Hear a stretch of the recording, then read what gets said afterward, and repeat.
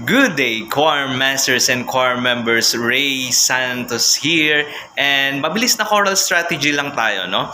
So last year, meron akong na-attenan na isang worship gathering or something, no? Parang service, no? And napansin ko, no, may choir doon, and napansin ko ang lakas nung masyadong malakas yung kanilang accompaniment, no? So ngayon pag-uusapan natin, no, yung tungkol sa pag-accompany sa isang choir, no?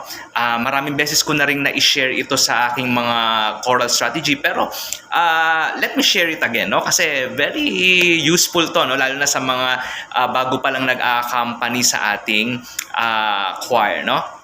So, three things lang, no? Three things lang tayo, mga minamahal kong mga choir masters and choir members. First is, ito yung wag masyadong malakas ang accompaniment. Yan, wag masyadong malakas.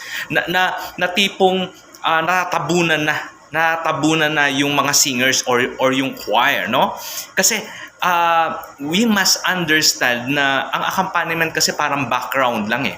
Background lang ng mga singers. So, dapat mas malakas pa rin yung mga singers, no? Dapat nangingibabaw pa rin yung boses ng mga singers. At yung accompaniment natin is background lang, hindi masyadong malakas or hindi sobrang lakas, no? So, dapat yung accompanista or yung pianist, dapat marunong siyang makinig at makiramdam. Or kung merong conductor naman, I think the conductor can suggest that, no? Or the conductor can fix that, no? Yan. So yan yung isang bagay, no? Wag masyadong malakas ang accompaniment natin, no? Number 2 is malinaw ang cueing, no? Malinaw yung mga pasok, no? Especially pag wala tayong conductor, no? Dapat sa ensayo pa lang pina-practice na yung proper cueing or yung mga pasok, no? That is very very important para yung ating mga singers is sabay-sabay, no? Pwera na lang kung halimbawa isa lang yung kumakanta, siguro okay lang yun.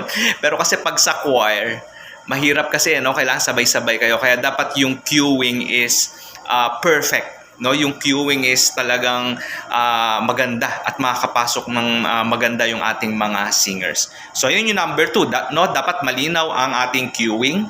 And then number 3 is tugtugin ang melody kung kinakailangan. Yan, okay. Alam niyo yung aking karanasan sa pagtugtog, no?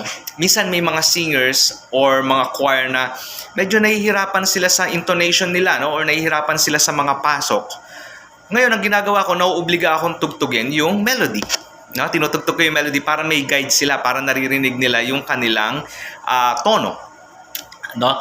So, pwede natin gawin yon. Pwede natin gawin yon kung mga singers natin ay beginners. Pero kung ang mga singers natin ay medyo, sabihin na natin na medyo advanced na at magagaling na talaga, no? Nakakapag 2 voices, 3 voices, 4 voices, SATB, no? Kaya nilang gawin yon. Pag ganon is hindi na natin tinutugtog yung ating melody. Bagkos ang tinutugtog na lang natin is yung ating mga improvisation or yung ating mga decoration, no, doon sa ating accompaniment. So, yan yung aking masasuggest sa mga bagong accompanista, no, sa ating choir. Yan. So, let's have a recap lang, no. So, number 1 is wag masyadong malakas yung ating accompaniment. Number 2, dapat malinaw yung ating cueing, and number 3, dapat tugtugin ang melody kung kailangan, no? Yan, okay. So, mga choir master and choir members, sana may natutunan kayo sa maikling video na to. God bless, and I'll see you again next time. Bye-bye.